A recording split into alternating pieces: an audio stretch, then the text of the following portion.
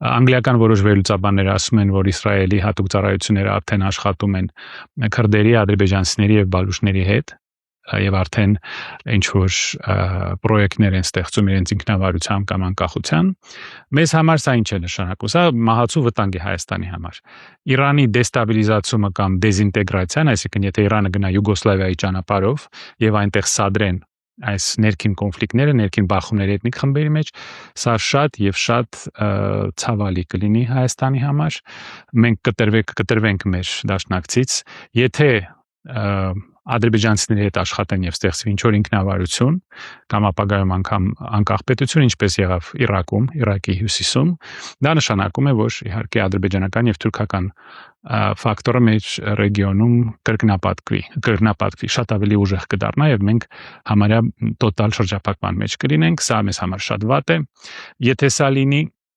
եւ երկրորդը նայեք, թե սա ինչ է նշանակում ավելի լայն մասշտաբով, սա նշանակում է, որ Իսրայելի հրամանով, Նետանյահուի հրամանով Տրամպը ոչ միայն կարող է չեղարկել ՄԱԿ-ը, Միացյալ Ազգերի Կազմակերպությունը, ուղղակի վերցնել եւ չեղարկել եւ փոխարինել ինչ որ ուրիշ կոմիտեով։ Նա կարող է շարունակել օգնել Իսրայելին ցեղասպանություն կատարել Գազայի սեկտորում, ոչնչացնել պաղեստինցիներին։ Հիմա էլ Իսրայելի հրամանով հարձակում է Իրանի վրա։ Սա նշանակում է, որ Իսրայելը բացառիկ ազդեցություն ունի Միացյալ Նահանգների արտաքին քաղաքականության վրա, իսկ Իսրայելը ցավոք սրտի մեզ համար Ադրբեջանի ստրատեգիական դաշնակիցն է, նրանք պայմանագիր ունեն։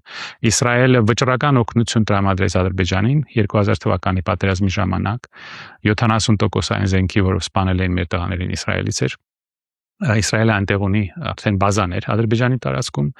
եւ սա հարց է առաջացնում այն 74% Զանգեզուրի, որը պատկանելու է Միացյալ Նահանգներին, հաշվի առնելով ահռելի ազդեցությունը, որը Իսրայելը ունի Միացյալ Նահանգների վրա եւ որ Իսրայելը Ադրբեջանի դաշնակիցն է, որքան է հավանականությունը, որ այդ 74%-ի մի մասը կփոխանցվի Իսրայելին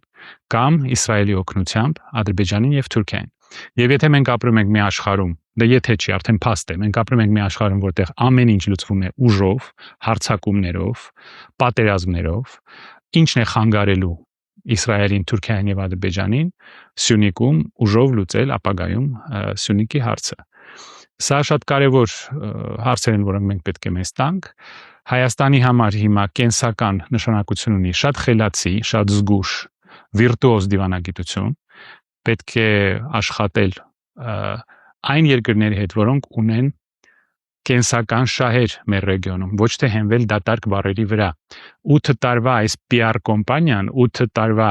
խոսակցությունները արևմուտքի արժեքների մասին, դեմոկրատիայի մասին մեզ ոչինչ չտվեցին, ինչպես դուք տեսնում եք։ Մեր ռեգիոնը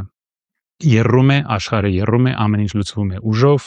Ամերիկայի ղեկավարը ասում է այլևս չկա միջազգային օրենք, իսկ մեր կառավարությունը ապավինում է դատարկ բառերին, խոսակցություններին, թուլության վրա, իր հույսը դնում է իր սեփական թուլության վրա, մեր հարևանների բարի կամքի վրա, որոնք շարունակում են նոր զիջումներ մեզանից պահանջել։ Մենք գնում ենք սխալ ճանապարհով մի ռեգիոնում եւ մի աշխարհում, որտեղ ամեն ինչ լուծում է ուժը։ Մեզ պետք է շատ արագ ձևով սթափվել եւ անցնել ռեալ խելացի դիվանագիտության։